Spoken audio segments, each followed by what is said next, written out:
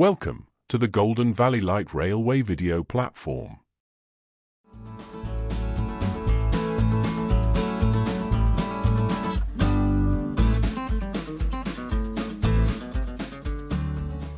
This is a restoration blog video.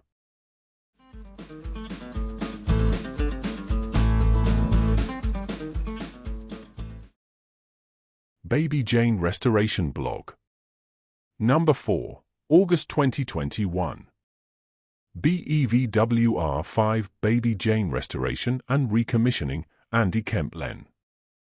Control Box Latest Report. Following on from what I said were my next tasks in the previous article, I marked, drilled, and tapped a hole to fit a cable clip to hold the internal loom away from the moving parts of the switch gear.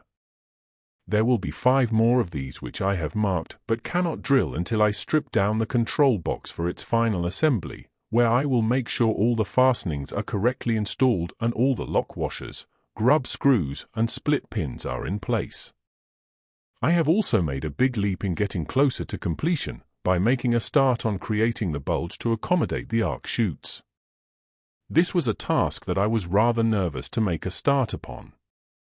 I have to cut up the control box top cover. On a nice sunny day, I set up my Black & Decker workmate behind my garage, clamped down the cover, and set about it with a slitting disc on my angle grinder.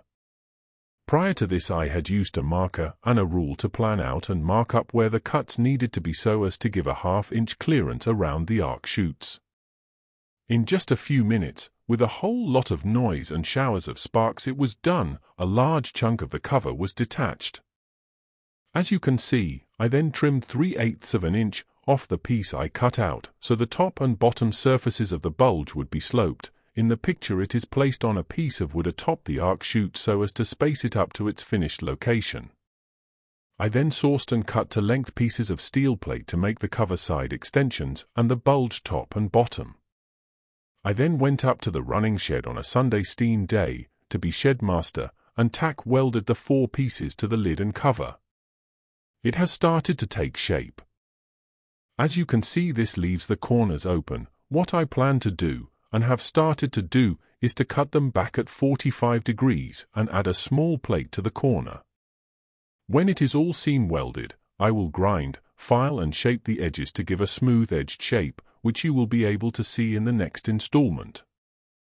Another task I completed whilst at the running shed was to label and clean the cable terminals that will attach the motor field coils, commutator, and speed resistor to the control box. I have labeled them as previously labeled. Some had their original tags on, and some had handwritten paper labels that were in a very poor condition, but they did correspond to the naming convention upon the wiring diagram. Having said that, I still plan to remove the battery box upon the locomotive and confirm that they are correctly labeled, especially the 2 resistor wires, before commencing the testing. We don't want a big flashbang when we join it all up. Andy. That concludes this restoration blog.